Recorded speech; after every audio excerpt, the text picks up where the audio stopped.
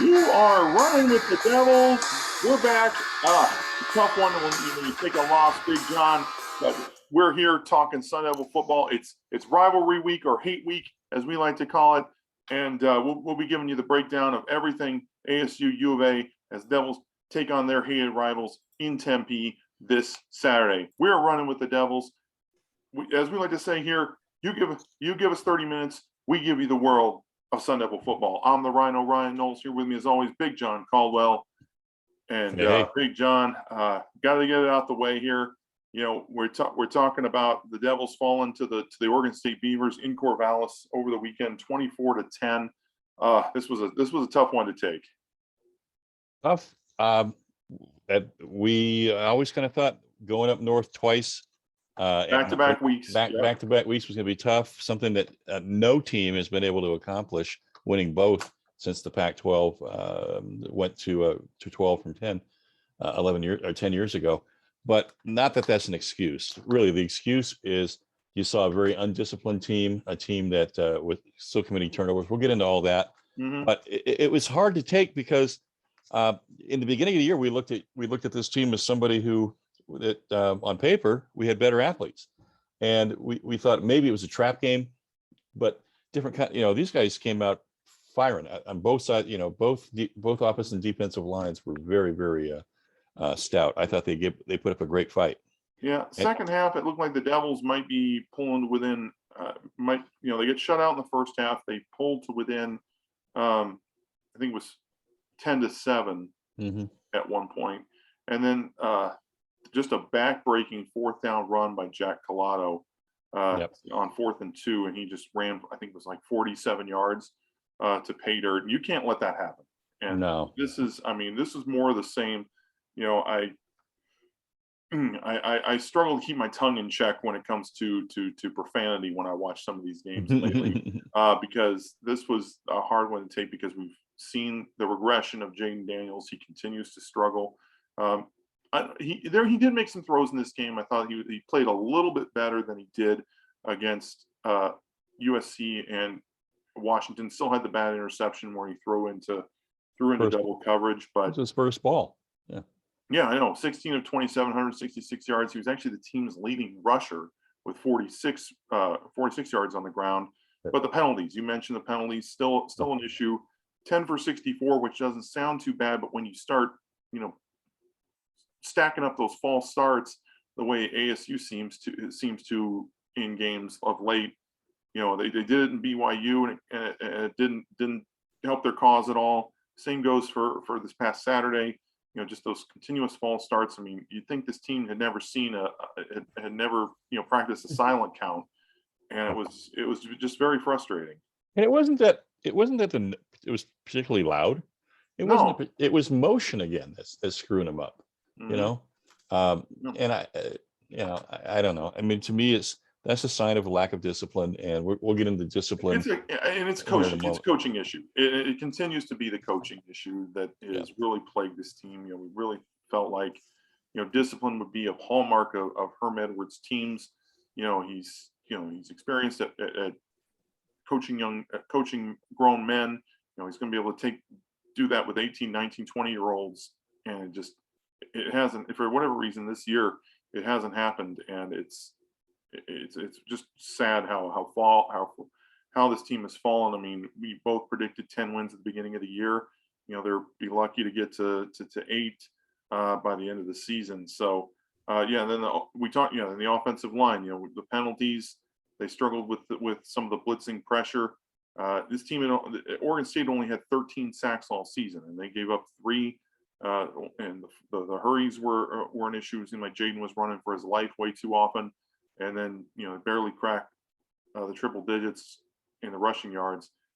That's an issue. I mean, the offensive line, I thought was much, much better than this. Yeah, I expected holes for White. Trainham actually ran sparingly, but Trainham had his best outing in a while.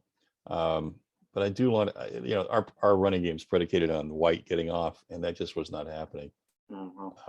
It's predicated on him getting the ball in his hands and being able to run with and it just wasn't there for whatever reason. This team, I mean, we talked about Oregon State actually, their strength on their defense is their rush D, and that ASU was going to need to throw the ball. And when you're a one-dimensional offense and you get shut down in that dimension, it's very, very difficult to come back from a deficit. And that's basically what doomed ASU on Saturday. And then the defense didn't have its best outing either. They really struggled to stop OSU on the ground. 237 rush yards for the Beavers. BJ Baylor had a field day. That guy, I mean, we talked about how good he was and how talented he is, and he had a tremendous game with 20 carries for 150 yards on the day. And then we talked about Jack Coletto, what he's all about as a quarterback. He actually ran for six times for 57 yards, but I mean, and that long touchdown that I mentioned. But the fact that he was able to come in and pick up those short yardage situations was a real backbreaker for ASU. Mm-hmm. Yeah, I do have to give credit to their coach, the way he's sort of. Jonathan Smith's done a good job. He's done a good job. Every year you can see the improvement, the consistency of improvement. That's what Ray Anderson talked about, competitive consistency, and you see it in a team like that, working with 2- and 3-star kids. Really, a lot of local kids, but it's proof that it can be done over time, and he's certainly been given the time to develop this, much like Kyle Whittingham has been able to develop his program over a much longer period of time. We'll get into the tenure of coaches. He's done such a good job there. Yeah, like you mentioned, improving every year has been the key. Coaching up the players that he's gotten, getting the most out of the players that he's gotten. I think that's definitely the hallmark. Well, you can see it on the sideline. On the sideline, they were genuinely thrilled to be playing in that game. Yeah, they were really excited for each other. So the optics were poor on this. This was an old game, by the way. This is an old picture, but Herm, I thought had some. It really had nothing positive to say about what we were doing. He's caught in this dilemma of should he go for field goals or not go for field goals? Should you reward your team or not reward your team? And you and I both criticized, the Washington game where he didn't go for the 3. That would have at least given them some the feeling of getting some momentum started. Here, missing, not going for field goals and missing can be pretty demoralizing in a lot of ways. Especially when a team is running on you the way they are, and you're chasing points. Very true. So that's very. I mean, and you have to wonder after a loss like this, and given the expectations of this season and where it's gone, is Saturday going to be Herm's last game at ASU? I mean, he could certainly coach the bowl game, but I mean, there's a lot of reports flying around that he could be fired on Monday. Other reports saying he's going to stay. Of course, we know his relationship is really good with athletic director Ray Anderson, but this is business, and friendship takes a back seat when it comes to the goals of your job. Yeah, I've heard all the chatter all week, and my honest take in this is that this is really year 3 for him, not year 4.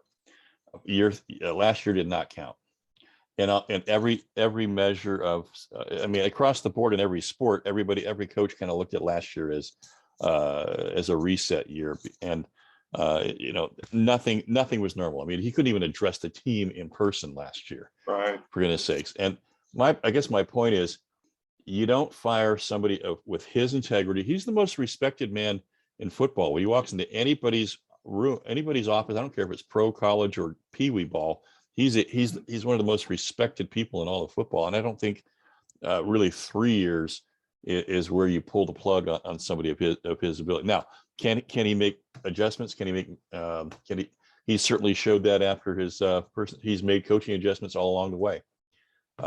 So yes, I expect him to make big adjustments, and it may be there could be, but I'd really like to see what this team looks like. What Herm Edwards Arizona State team looks like without Jaden Daniels. No question. I don't think he has a place here going forward, especially if Herm decides to keep Zach Hill on as the offensive coordinator. Do you go to the transfer portal? There are certainly a lot of options out there for Arizona high school kids who've gone elsewhere and are now looking to transfer out of their current programs.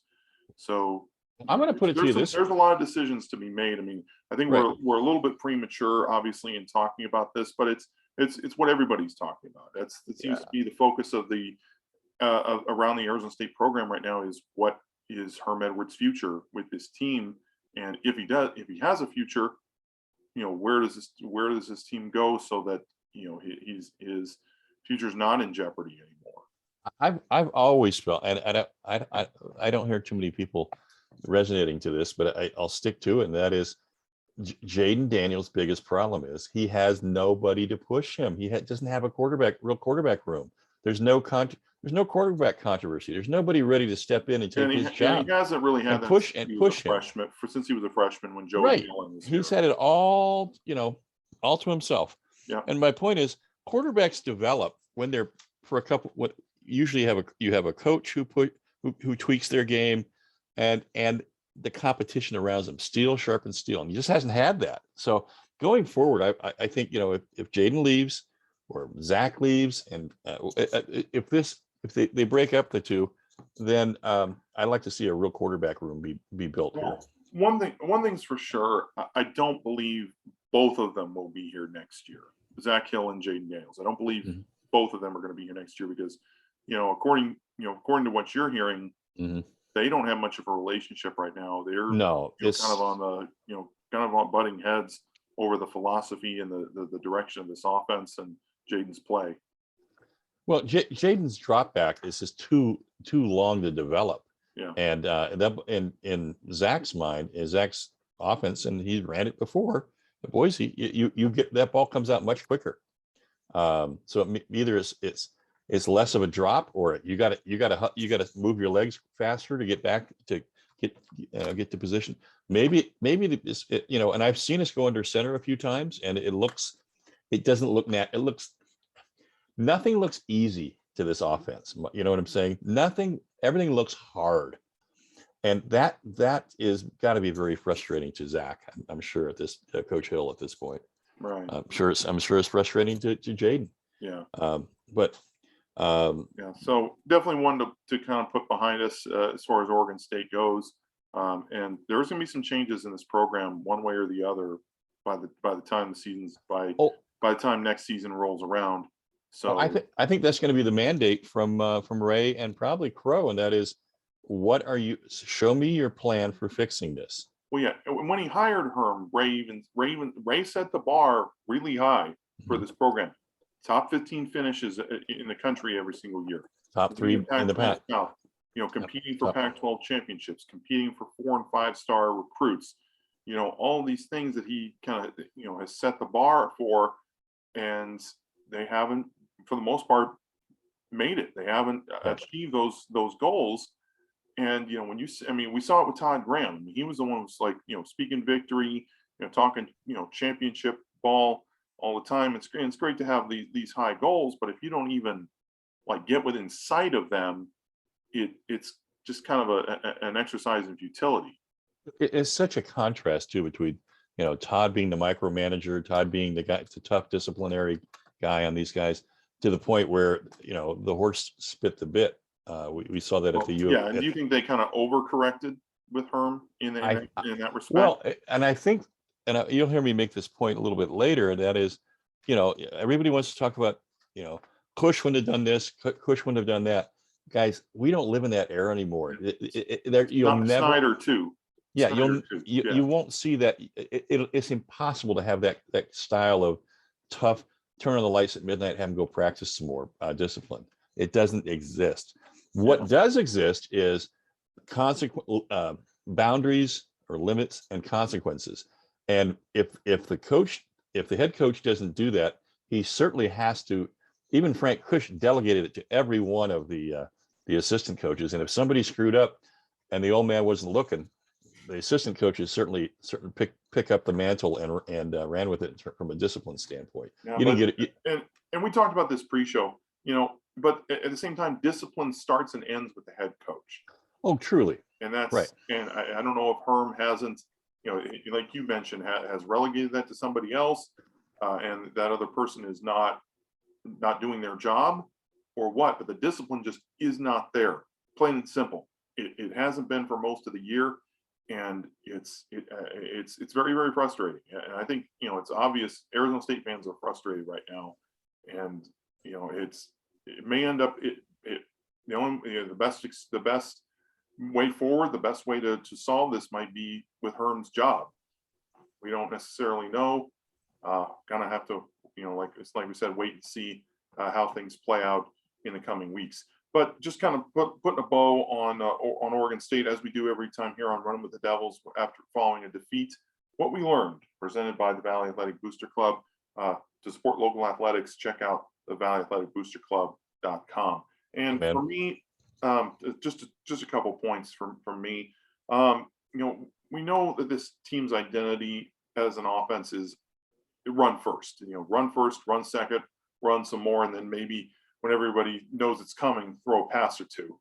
And if they're not able to get going on the ground, if they're not moving the chains, turning up the ground, getting those chunk plays with the run game, there's no chance for victory right now. With the way that Jaden Daniels is playing and the way things are going, if you're not moving the ball on the ground with this team, your chances of winning are very, very slim. And that was completely evident on Saturday. And then just kind of going back to they haven't lived up to their going back to what I said before, they have not lived up to their preseason expectations. Again, this program's always been touted as a sleeping giant, one that's just looking for a couple things to go its way in order to turn into one of the powerhouses in college football. And again, we're kind of relegated to a middle tier bowl, and just not the expectations that we all foresaw at the beginning of the season. Call it what it is. The bowl we're going to be playing it is effectively a nice scrimmage game. Yeah. More or less. Yeah. Unless it's a Fiesta or a Rose, that's how you have to look at it. Yeah. And we've already heard this week that DJ Davidson, the grad student, will not play. And he's probably not going to be the only one. No, I think you're right, but I think it's time for DJ especially to go make some money. Yes. And he has a future out there. He's draftable. I just don't want to see there's people on both sides of the ball who likely get drafted, but could use the strong showings here in this game and in the bowl. I'm not eager to see our defensive line completely give it up. For instance, while the twos have been effective, there's some seniors on that D line. Yeah, and the depth has been tested on that D line. I mean, with Shannon Foreman being out, Jermaine Lole out for the season. Yep. They've battled some injury issues at that position. And Travis Moore, it just hasn't been. Yeah, Travis Moore, right? Michael Matus has missed time. Mm-hmm. He's back now, but it's still a crucial position and one that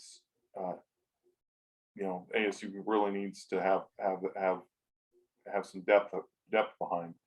So, John, what did we learn according to you from Saturday? Well, I just once again I really expected a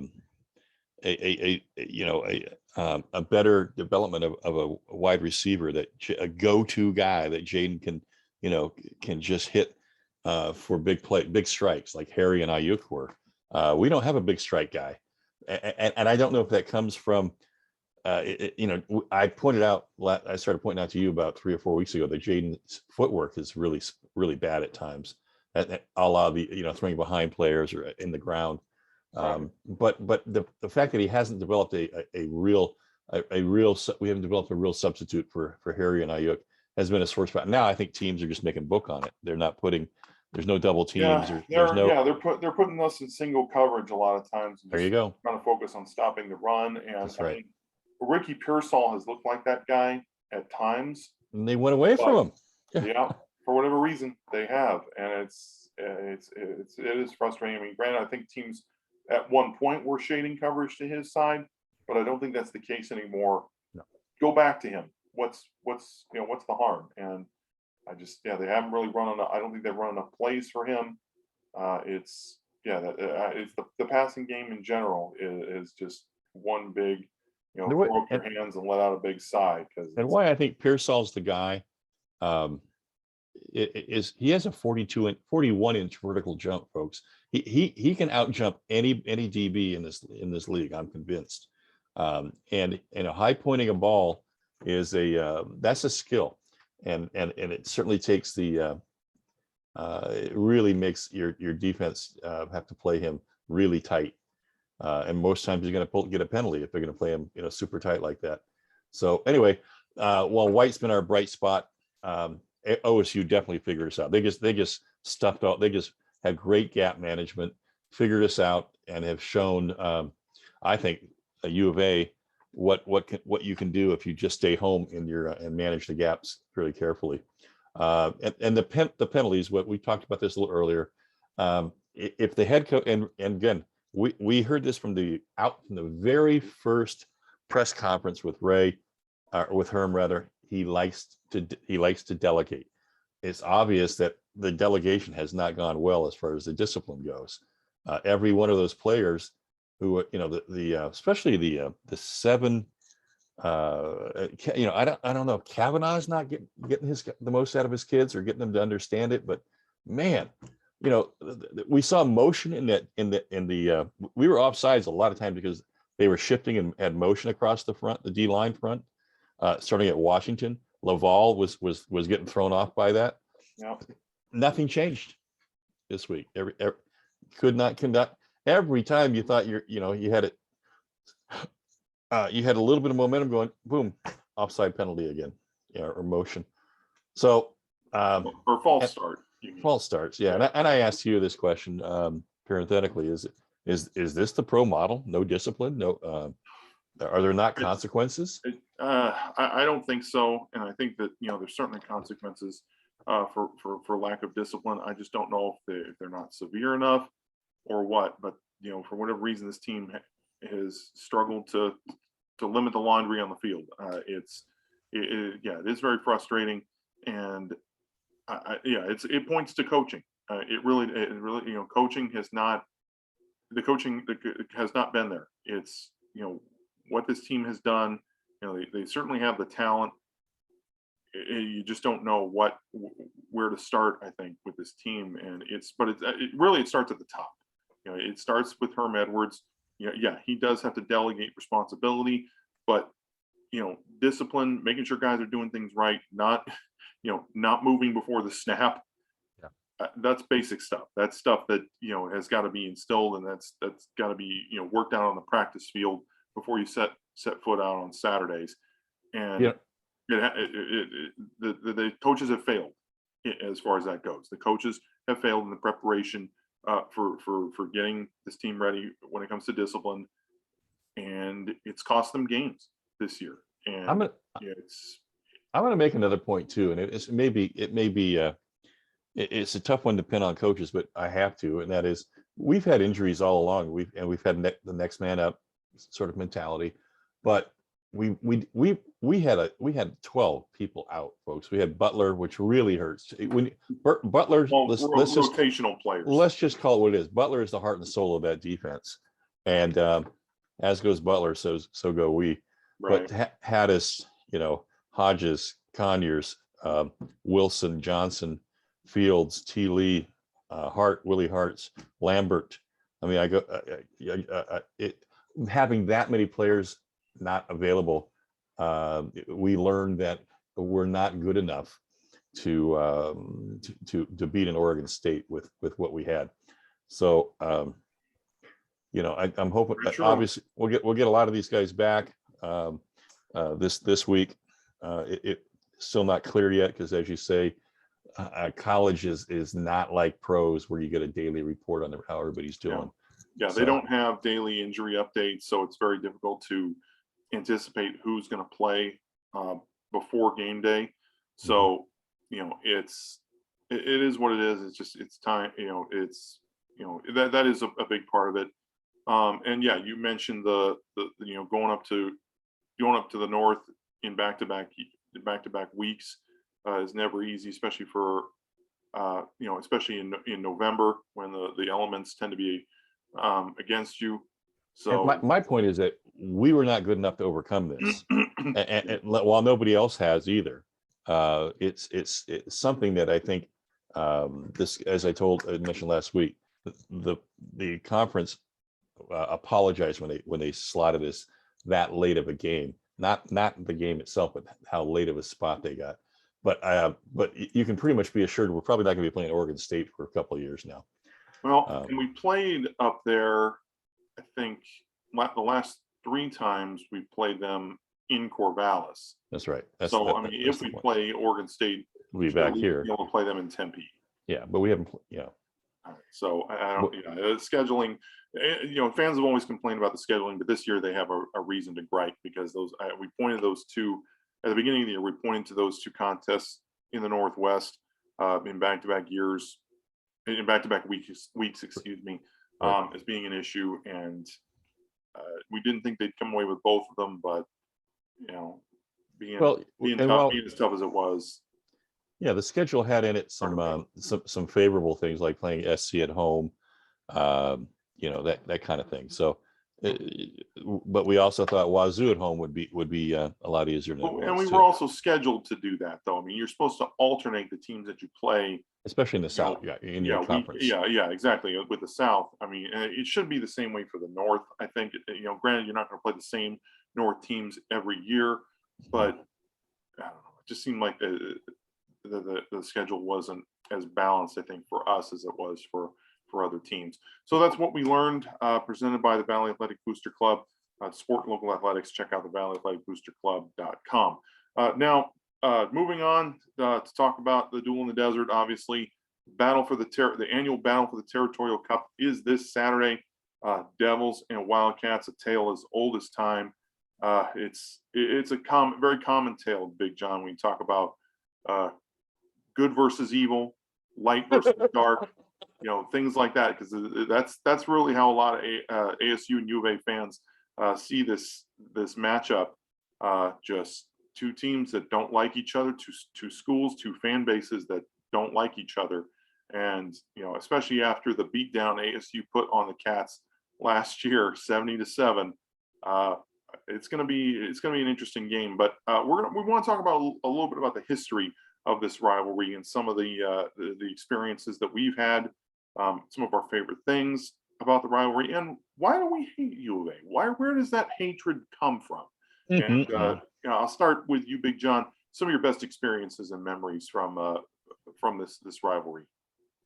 Well, best experiences are different than memories. I mean, memories to me that won't stop, that haunt me, that linger the longest are the losses, and in particular, the '82 Darryl Rogers team goes down, and all they got to do is get a tie with U of A, and they come up 28-18, and we get the Fiesta Bowl instead. That I still play that game over and over in my head.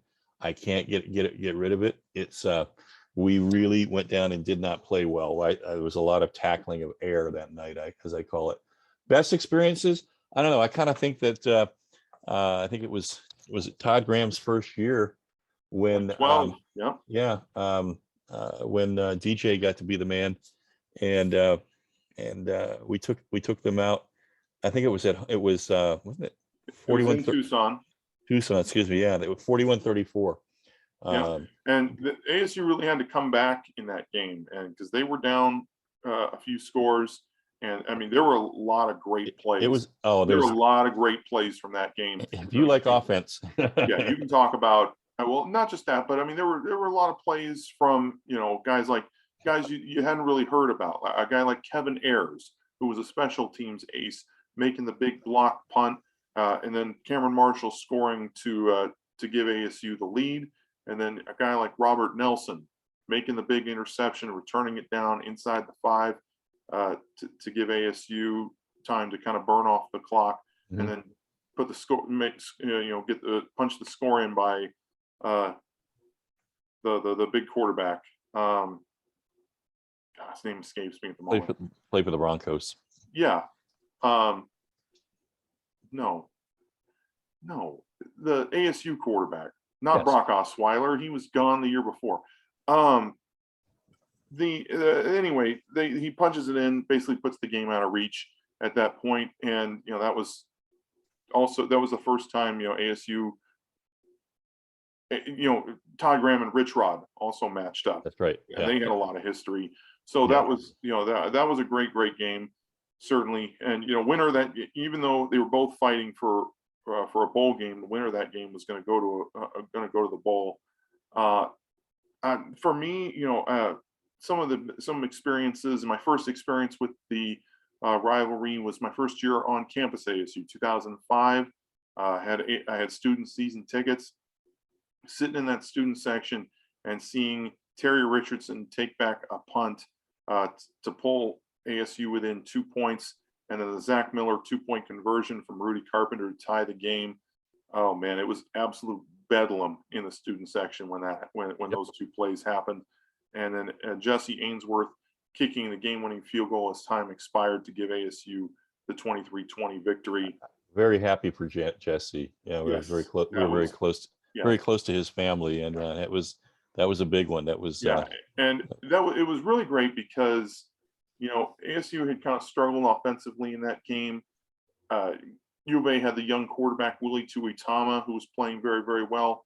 He gets knocked out of the game. Their backup Richard Kovalchuk really wasn't able to move the offense very well, and that gave ASU the opening it needed to come away with the victory. Some other memories, going down there in 2018 and coming back from a 19-point deficit in the fourth quarter to pull away from pull out a 1-point victory at the very end. Right. That was a crazy game. I mean, we went down there in the big bus with everybody. Yep. And that was an amazing experience. Yeah, we had a great time.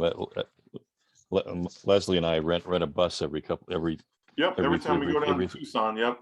And we always go back. That one was particularly good. We came back real happy. Oh yes, we did. I think we finished every drop of alcohol that we had on that bus. Of course we did. Yes, we did. Oh man. And then I had people who had 2013 always sticks with me too, because ASU had such a tremendous year. They were actually playing for something in this rivalry game besides just going to trying to make it to a bowl game, or just trying to deny U of A a bowl game, or just trying to up your status from a lower tier bowl to a mid-tier bowl. They're actually playing to host the Pac-12 championship game, and there was a lot going around in that game between Marion Grice being out with an injury. You really weren't sure which ASU team was going to show up. I mean, as it often does in this rivalry, the records go out the window, and you never really know who's going to show up a lot of times. But on this day, Taylor Kelly played extremely well. Hit Jalen Strong for a nice long touchdown, rolled out, sold the run, and found Darwin Rogers wide open down the sideline for a nice touchdown. And then what can you say about DJ Foster? Oh man, that guy just ran wild in this game. Him and Demarie Nelson, the converted tight end, came up with some big runs, some big touchdowns in that game. And then to put it away, Demarius Randall.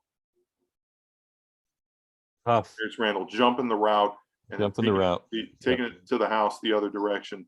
And I thought that really got I don't know why I thought that. I think the scouts knew Demarius Randall was going to be a good pro. Oh yeah. But I thought he was a first-round pick. Yeah. He sure was, and it was that he proved it on that play. I thought that he was worthy. Between that and the Notre Dame game the next year. Yeah, I think so. But those are some of our best experiences and memories from the rivalry. Just some really good times watching ASU take on that team from down south. And just some of our favorite things about the rivalry. I mean, I just like the competition between the two schools. Obviously, it's that proximity that they have to one another. They compete over kids a lot of times. A lot of times students will go back and forth between the two schools for their education. So they gotta get the split allegiance going, and there's no place for that, but it does happen. I can't tell you how many of my friends who have kids going to both schools. Yeah, their money going to both schools. You see those house divided stickers. That's a real thing. That's a real thing in this state. Yeah, it's tough.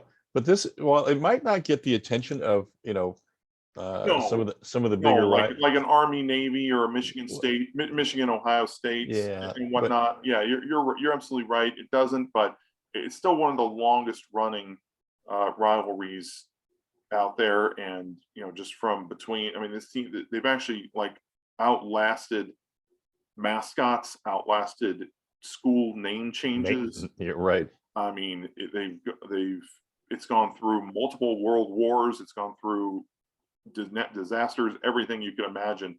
This rivalry has outlived all of it. We've been in different conferences together. Yeah, that's crazy when you think about how long lasting it is. Well, and another thing too, I like the kind of the good-natured competition and ribbing between the fans. Tends to be one of my favorite things too. I mean, I tell a lot of U of A and Tucson jokes. I always post them online this week leading up to the game, and I get a lot of good response from ASU and U of A fans. It's always fun to get their feedback on some of that, especially the ones that are true. Like, Big John, why can you never win an argument with a U of A fan? I know the answer, but why? Because they're always trying to make an extra point. Ooh, don't say that. Zing. I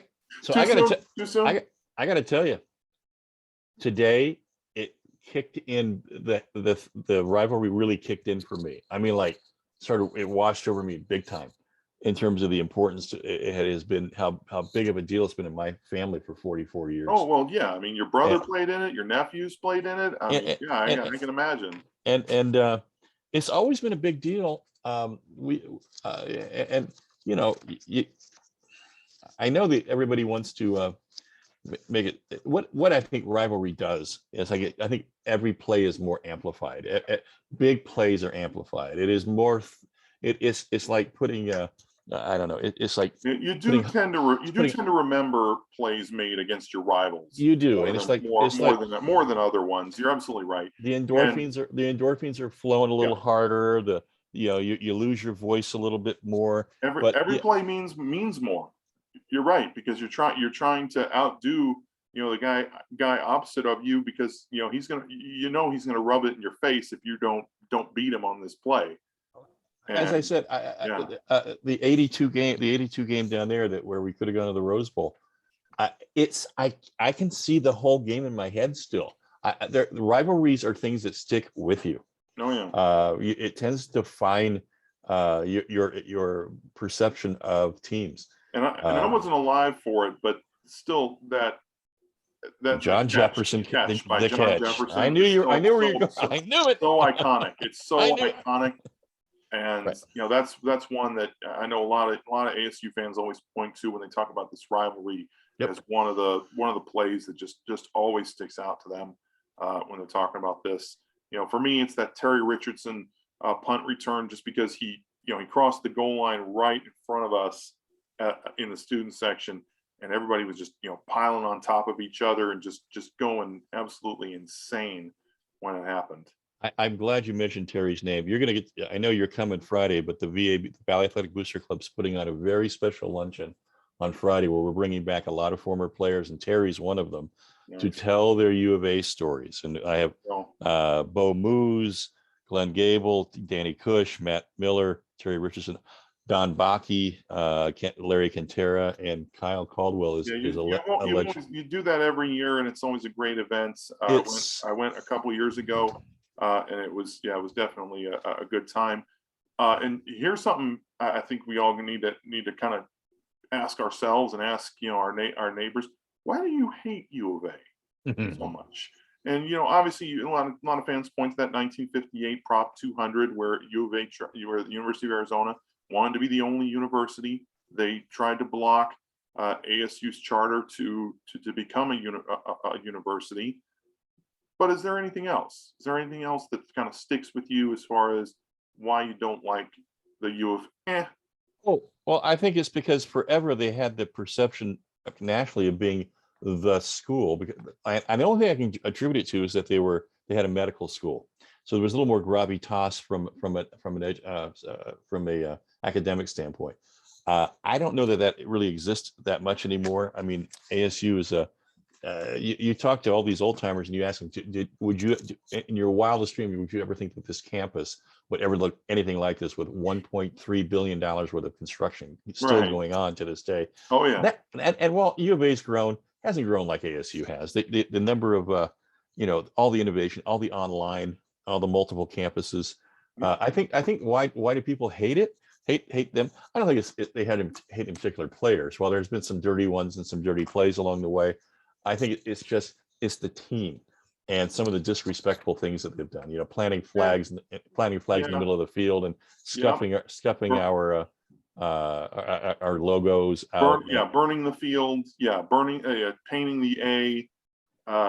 Fans used to go up to the A mountain and guard it. Yeah, a lot of times. As well they should. Yeah, and I fully expect that's going to be going on this week too. Yeah, but I some of that is just fun stuff that you do with your rival. But I think it's the this is the kind of place, at least in this state, where you raise your kids to hate them too. That's how I was raised. Yeah, if you're properly raised and you're born in this state and somebody from your family went to ASU, or you were taught you hate those guys. Yeah. And you don't give them any opportunity to get up on you. And I think it's some of this has come from this sort of, we've known forever that they've been cheating, and finally in basketball they're gonna get their comeuppance. So that's certainly been there as well. Yeah, that's why you hate the institution, is because how in the heck all these years were they able to, they won one national championship, and then even that's been tarnished over time. So that to me is one of the accusations of midnight loot, and some of the paying players and things like that. That lore has grown over the years, and I think that's one of the reasons why we hate them. Yeah, and it's also the city and kind of what they stand for. I think is Tucson is not Phoenix. Tucson is not Tempe. A lot of times, people who were from there and lived down there, they thought they were better they thought the city was better than Tempe or Phoenix, and that it's just not true. At least not in my humble opinion. It was like a better place to live. It was better, better for this reason or that reason. It's just kind of stupid, and they clung to that, I think, out of just pride. And just they want to be able to say that they lived in a better place. Which is just kind of silly, and that's one thing. And I think also just the way they treat people down there, I think it's always kind of stuck with me. My dad has an ASU license plate.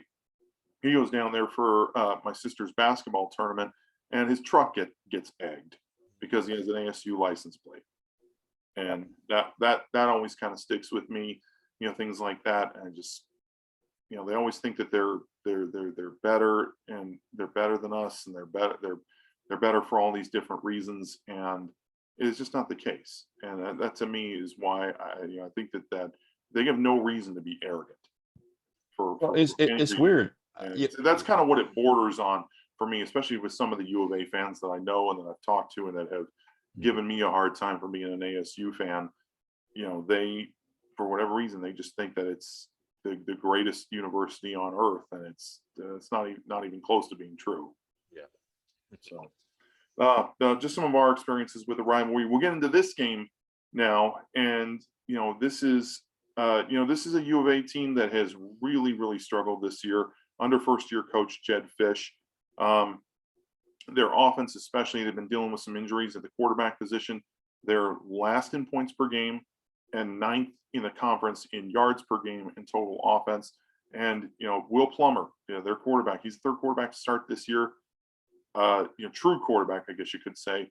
56% completion, 1,280 yards, 5 touchdowns, and 8 interceptions. I mean, they had kind of a platooning thing going on. They had kind of a musical chair thing going on with Gunnar Cruz and Jordan McLeod. Both those guys are out for the year, so it's Will Plummer or bust at this point for the Wildcats.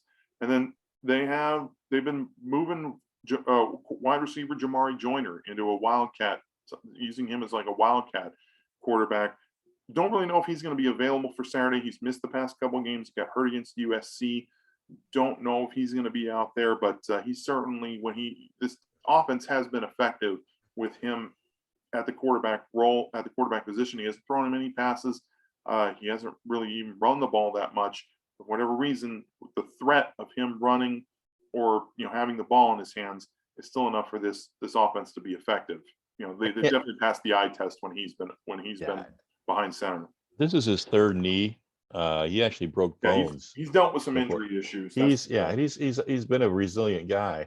But I gotta think that his speed has got to be affected after the third knee now. But yeah, he's the guy I sort of, when I circled this game, I said Joyner. If Joyner's healthy and Joyner's running, that's a threat. But not. It looks like probably not this game. I'd say probably 70% chance he doesn't play. He has missed the past couple games. No official word that he's out for the year. But it's doubtful I would say doubtful he plays. But this is a guy that I circled, and he was like the one bright spot for this team in this game last year, and that was running back Michael Wiley.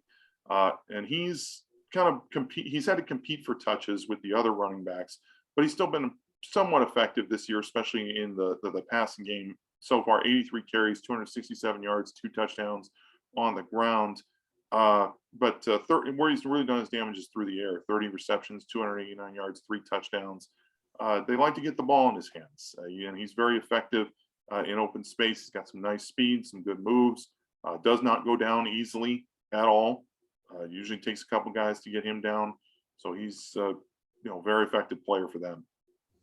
And then their other running back that they've kind of worked in a little bit more, sophomore Jalen John. He's kind of become the hot hand, the feature back for this team in the past couple weeks. They've been trying to get him more touches, 59 carries, 248 yards on the season. Not a lot of, not numbers that are going to blow you away, certainly, but he's been effective when he's had the ball in his hands, and certainly somebody that they like a lot in this offense, and one that they're going to continue to feed. And another guy who's just come in this year and been very effective is the Northwestern transfer Drake Anderson. He's had a ton of touches this year, 81 carries, 354 yards, and a touchdown on the ground. They like to get him out the ball underneath and in the flats. 16 receptions, 91 yards on the season. He's a guy that he's got some moves. He's got some speed. Not the biggest guy, but certainly somebody that you have to know where he is, because he is a big-time threat on the field. He's the son of former Cardinals running back Damian Anderson. We had him on when I was producing Kevin McCabe's high school sports show. A very impressive young man. I liked him a lot. So definitely a pretty somewhat stacked running back room. They like to spread the ball around a little bit among these guys. So don't really know where it's coming from when it comes to the running back spot. Is there a real tight end threat that they've been able to manifest this year? Not that I saw consistently from the games that I've watched. They haven't really used it. They'll line one up out there, but mostly as a blocker. Right. I don't believe that most of their leading receivers have been wide receivers. I mean, they don't have anybody who has maybe more than like 12 or 15 catches from the tight end spot. That's what appears to me too. Yeah. So they haven't really used the tight end a ton. Stanley Berryhill's been really their primary receiving threat. 74 receptions, 656 yards, and a touchdown on the year. Tavian Cunningham and Booby Curry, they don't have a ton of receptions overall, but they have caught a few touchdowns among them. And then Brian Castile is their second leading receiver. He's got 30 catches on the year as well. So, I mean, that offense, while it hasn't really had success, they've been steadily improving, I think. And Will Plummer's probably not the long-term answer at quarterback, but it's still a team that's put points on the board against a few teams. They had a very nice game against USC. Granted, against that offense was nothing special. Sorry, that defense for USC is nothing special. But and then they gave Utah a serious run for their money. They put 29 points up on that Utah team. They showed fight all 4 quarters. I was impressed. Yeah, while they're, the only reason they have a win on the year was because Cal's half of Cal's team was down due to COVID and half their coaching staff too. Yeah. So this is a team that hasn't really seen success on the field. They haven't seen success in the as far as wins go. But they're a resilient bunch. Jed Fish certainly has them playing better, I think, than last year for what it's worth. I mean, granted, they could really only go the only direction they could go was up. Yeah, but when you're having to play, it's still a decent team. It's still a team that you don't want to take too lightly because they've got upset on their minds, especially going up against their rivals this weekend. So while we've talked about why is this game always so special? Yeah, and it's because you can be 10-1 and 1-10, and the 1-10 team could just as easily come out and pull out the win. I'm gonna argue though that this is not, while this looks like the perfect year for a U of A upset on just because of that history, it's not going to happen, and I'll tell you why. And because ASU's kind of down on themselves right now. They're certainly didn't live up to their own expectations. I'm going to tell you why though. It's right here, Plummer. Yeah. There's no precedent for. You have to have some good skill players to pull off what those 1-10, 10-1 throughout the upsets. They don't have those kind of players, I think, to pull this off this year. Well, good skill players are one thing. Great skill players are another. That's what I mean. And you're not going to do it with those U of A teams that pulled the upset. They had great skill. That is exactly my point. Yeah, they're good. They have good skill position kids. I mean, Michael Wiley, Stanley Berryhill. They're good players. The same goes for Drake Anderson. But I mean, if you're just looking on paper as far as apples to oranges, talent versus talent, this is definitely ASU definitely has the advantage going into this game when you compare U of A's offense to ASU's defense. Correct. And this has kind of been more of a defensive team throughout the year anyway.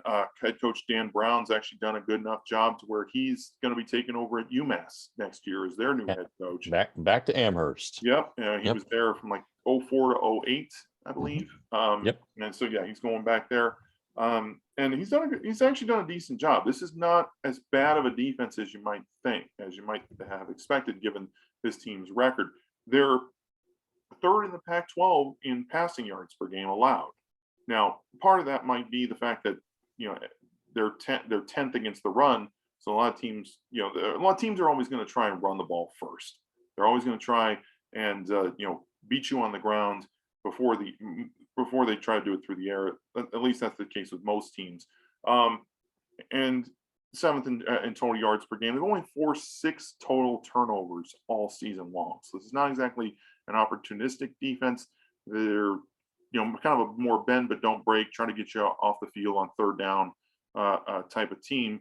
And they're led by Anthony Pandy, their linebacker. He's had a nice year, 74 tackle for loss and an interception on the year. Not flashy. He's not gonna. No one's gonna confuse him for a Devin Lloyd, but certainly somebody that is a solid player, good tackler, very fundamental, and not gonna line up in the wrong spot or over pursue or things like that. Very disciplined.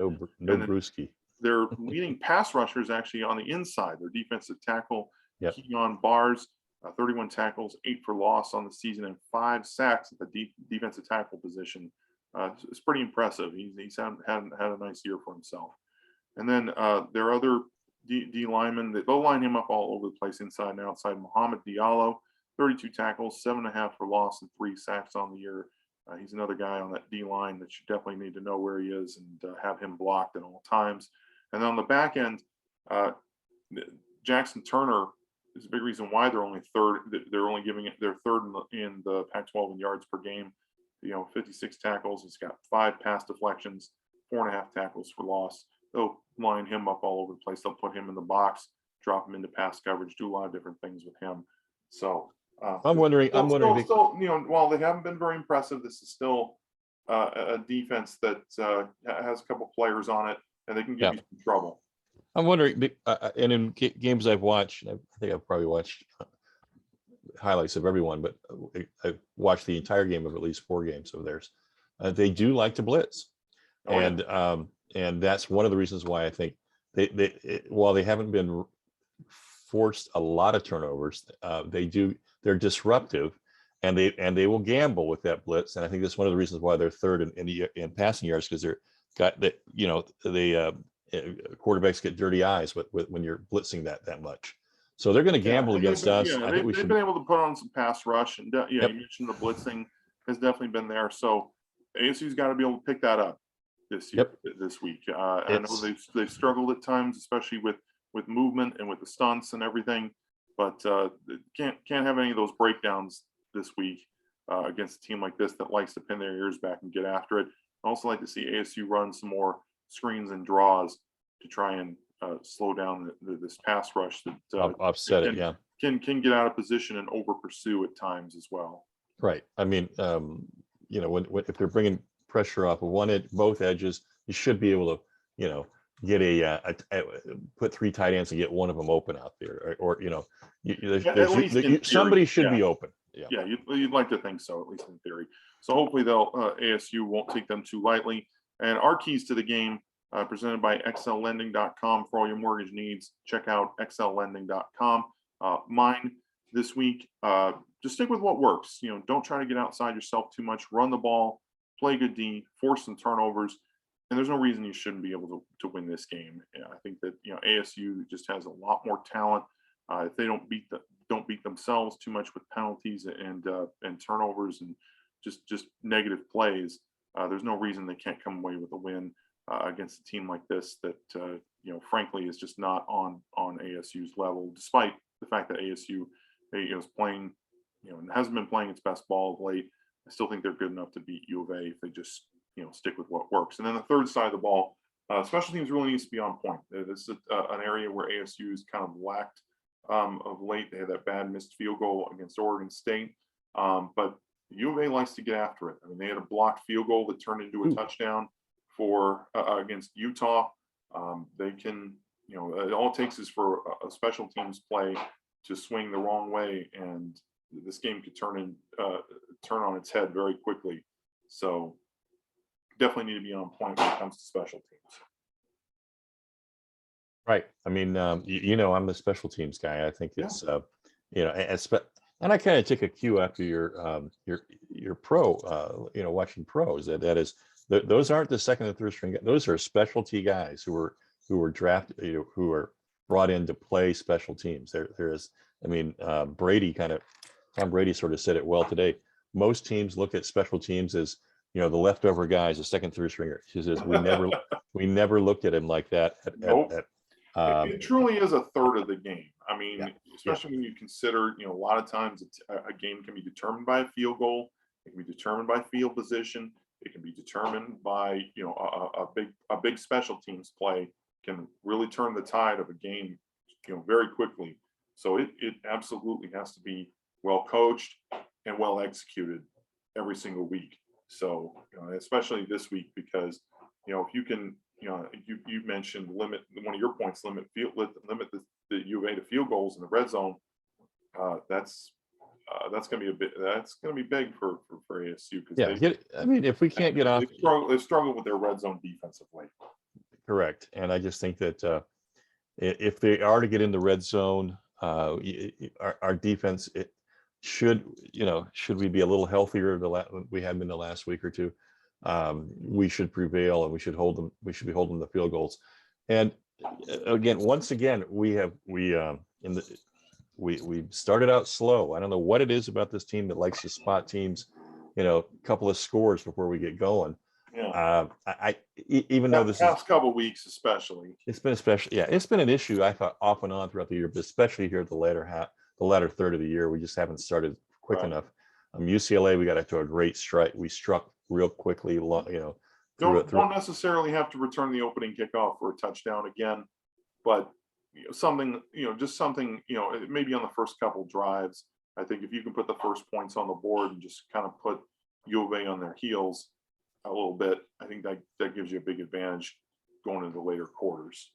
I fully expect that there's plenty of players from U of A who were there for last year's 77 shellac, there were plenty. and redemption, or at least is a strong motivator. So you're going to see a fight. There's no doubt about it. I think is a big one. Respectability, because they were absolutely embarrassed last year. This week they're not looking to have that happen again. You saw Jed Fish's comments in the media where he says, we haven't forgot throwing on 4th and 4 or 4th and 3. Well, the fact of the matter is that was for a 5-yard gain, and the game was over. I mean, it wasn't like we were trying to rub it in. We were trying to prevent them from having field position. I don't know. Ball back, yeah. But Jed wasn't even there for him to make that kind of comment. Plus, if they're putting 9 in the box and daring you to throw it, yes.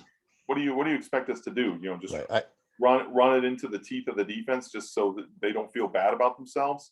Yeah, I just want, at the end of this thing, for they have this slogan this year. It's personal. I think. Well, slogans like that will make it personal. Yeah. There's plenty of reasons to make it personal too. That we hurt those guys last year, and there was some. But I want to see these guys question why they went to school there after this game is over. I want to see parents having to call for days on end asking how their mental health is after getting beat again by a lot of points from that wouldn't be the worst thing. But it's just don't this false sense of arrogance is coming out of them at a time when they should be real humble and just trying to make incremental gains in the way they play. I don't know. It's just it's not rubbing me the right way, and I just hope these players, our players, understand that last year like I say, you don't get opening kickoffs ran back all the time. You don't get all the balls bouncing your way, and a lot of balls bounced our way in that game. Yeah. You got to go out and beat these guys on every play and play hard, because those guys are on scholarship too. Mm-hmm. So I want us to put them away in a big way, and not let them have the opportunity to start feeling like they're going to make progress again under some new coach after having to rebuild their program after someone trashed it. Yeah, there it is. So yeah, and you mentioned expect a blitz from UA's defense, and Zach Hill's offense has been predicated on getting the ball out quick passes, and we haven't really seen that much a whole lot this year. Right. So something's got to change. Something's got to give when it comes to Jaden's play, and maybe some quick passes wouldn't be the worst thing. No, I fully expect that's what they've been practicing with the scout team all week. They've been emulating their defense, and so if Jaden doesn't want to wind up on the ground, he better get rid of the ball. There you go. And those are our keys to the game, presented by xllending.com. For all your mortgage needs, check out xllending.com. And as always, our score predictions. I think this will be somewhat of a closer game. I do think ASU will pull away in the second half, and they come away with a victory, 34-14. Good one, Ryan. I like that 20-point spread. I think that's exactly where 21 is what ASU's favored by. Yeah, they haven't been very good at covering the spread all year. I still think they win in pretty convincing fashion. I just don't know if they cover necessarily. I think it's moved to 20, gone from 21 to 20 in the last day. But I think this is finally a game where you have the opportunity to get over that 40 mark that Herm set with Zach. It's about execution, and if you have nowhere to go but up from the penalties, especially from skill players, I want to see that eliminated. I don't see them scoring more than a touchdown and 2 field goals, quite frankly. And I don't know how they're going to get the touchdown, but I don't know. I don't know. They no, they put faith in our defense. No, I that's been the heart and soul. But again, they played Utah with some fire, and they gave them a game. So 13 may be ambitious, but this will be enough of a shellacking to keep them humble for a couple more years, or at least another year. Yeah. So those are our predictions, and we love talking this rivalry. Always a good time when we're previewing the Territorial Cup game, the Duel in the Desert, and it'll be 2:00 on Saturday on the Pac-12 Network. You can thank U of A's crappy play for that. They haven't been. Nobody's want to put them on ESPN or Fox Sports 1 all season long, and Saturday will be no different. So dude, they're just social. Appreciate that, Rats. You're almost okay. You're almost okay. Yeah. So, the fact that they're only getting 3,000 people a game, they're social. They take it social distancing very seriously down there. Nice cover. Yeah. The fact that the team sucks makes no never mind, I guess. So that'll do it for us. We want to say good night. Go Devils. Forks up. No pity for the kitty. And this is another game. This is another game where ASU, we want to keep that 5 years in a row. Territorial Cup has been in Tempe for 1,827 days. Let's keep that streak going and keep the cup. Night, Forks up. Go Devils. Keep the Rats.